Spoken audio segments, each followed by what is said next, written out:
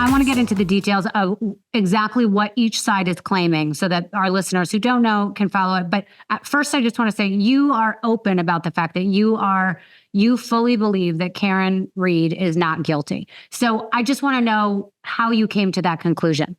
I know Karen Reed is not guilty because I have a brain. Anybody that looks at the evidence in this cannot like there's no possible way you could say with a straight face, if you actually look at the evidence, that Karen Reed's guilty. It's impossible. Like it's a joke. A child can look at those autopsy photos and say that guy was not hit by a car. As the police claim. Like, you do not have dog bites on your arms, which 2 experts testified that John O'Keefe did. You do not have a 3-inch laceration in the back of your head if you landed on grass. You do not have 2 gigantic black eyes. And you certainly do not have a complete lack of bruising or broken bones from the nose down in your body if you're hit by a 3-ton vehicle going 24 miles an hour in reverse. And the vehicle would certainly have damage if it hit a body that weighed 217 pounds or was 6 feet 2 inches tall. It is a joke. It is an absolute joke to think that John O'Keefe could possibly have been hit by a car. Then comes along all the other evidence showing that not only was it impossible for Karen Reed to have committed this crime, but there's also ample evidence showing that other people did. For instance, John's Apple Health data shows that he was ascending and descending 3 flights of stairs between 12:22 and 12:24 a.m. Karen Reed doesn't have a basement in her car. So that means he had to be inside 34 Fairview Road, where Karen Reed told police that she dropped him off and he went inside the house. There's a Google search that somebody named Jennifer McCabe, who was inside the house and invited John over. She had Googled at 2:27 a.m. how long to die in cold, which is a weird thing to Google when she told police that John never came in the house. So why would she possibly think that? Why would she want to know how long it would take for someone to die in the cold at 2:27 a.m. if she had no idea that John O'Keefe was going to be put outside to die in the cold? Okay, wait, I have a question about that one piece of evidence, because I know they said that might have just been when she opened the browser and could have written that sentence at 5:30 in the morning. What do you say about that? Well, then it comes up twice on the Cellbrite report. First of all, this is the first time I've ever heard of law enforcement saying a Google search isn't legitimate. So I think there's going to be a lot of people who have been sentenced to, prison for things that they Googled and that was used against them in court. I hope they start filing their appeals, because apparently Google searches are no longer valid in the Commonwealth of Massachusetts as evidence against you.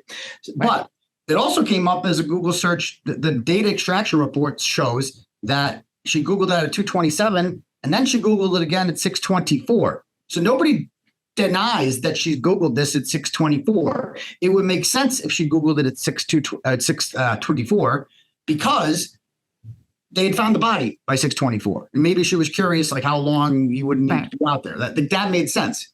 But why would she Google at 2:27? I never understood these facts. How many people were in the house that all denied that they ever saw him come in? I believe the total is 11. And no one else showed up at the house from after he was dropped off until when they found him, for someone to walk in and say, oh, there's a body laying here? No one else went inside the house. That's what I know.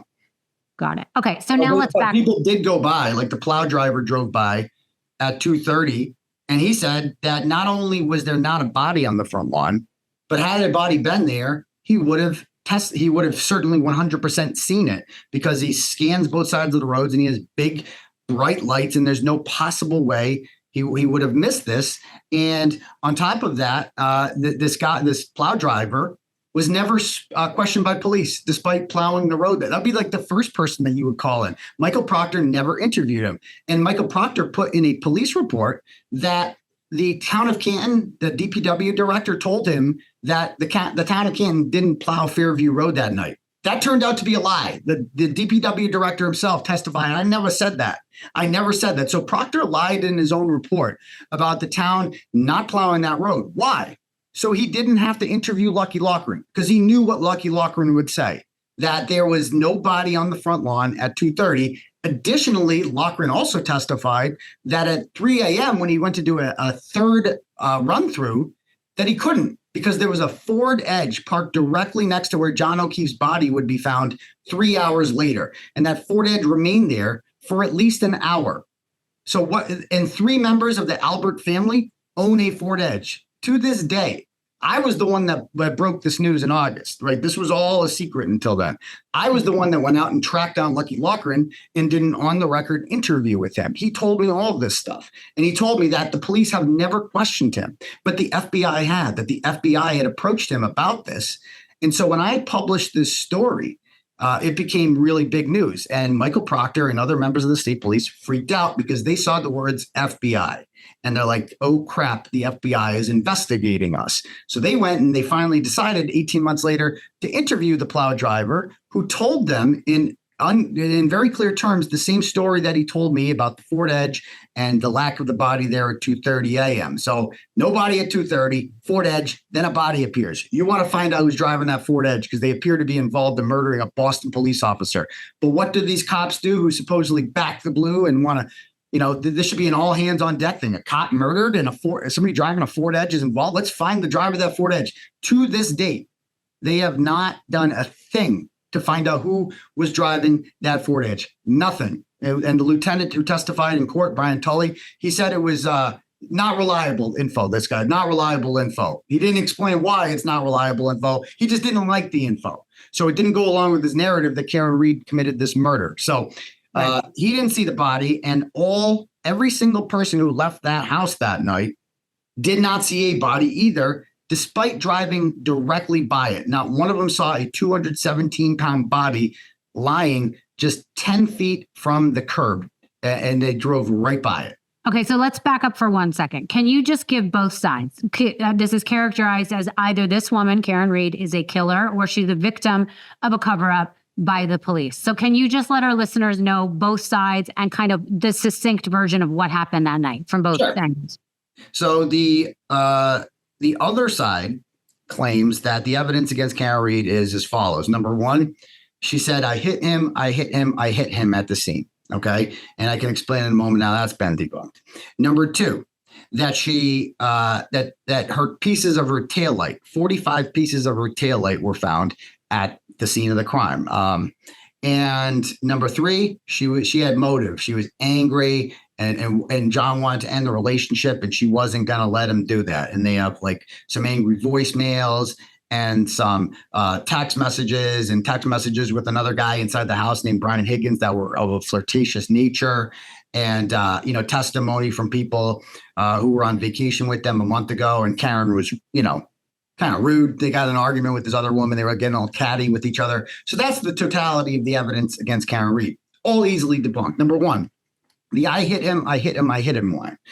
Not a single police officer, and there were 5 on scene from the Canton Police Department, wrote in their reports that they heard anything of the sort of I hit him.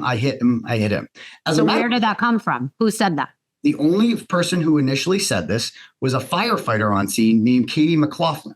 And what Katie McLaughlin failed to mention, and what she said under oath, she lied about this under oath, is that she is close personal friends with Caitlin Albert, who lived inside 34 Fairview Road. She is the daughter of Brian Albert. She testified under oath that she's just a, quote, acquaintance with Caitlin Albert. After she said that, the internet did their thing, and we found and she hadn't said she hadn't seen her in years. We found a picture of them together at a baby shower 6 months before John O'Keefe was killed. A baby shower. We found pictures of themselves hanging out in college, visiting each other. They didn't go to the same college. I don't know about you, but the people I visited in college weren't some acquaintances. If I went to high school with you and I visit you in college, you're kind of a close friend. And so it's clear, it's very obvious this woman is lying to protect the Alberts. She is the only person, she is the source of this I hit him thing. Now, another person who testified that she said that was Jennifer McCabe.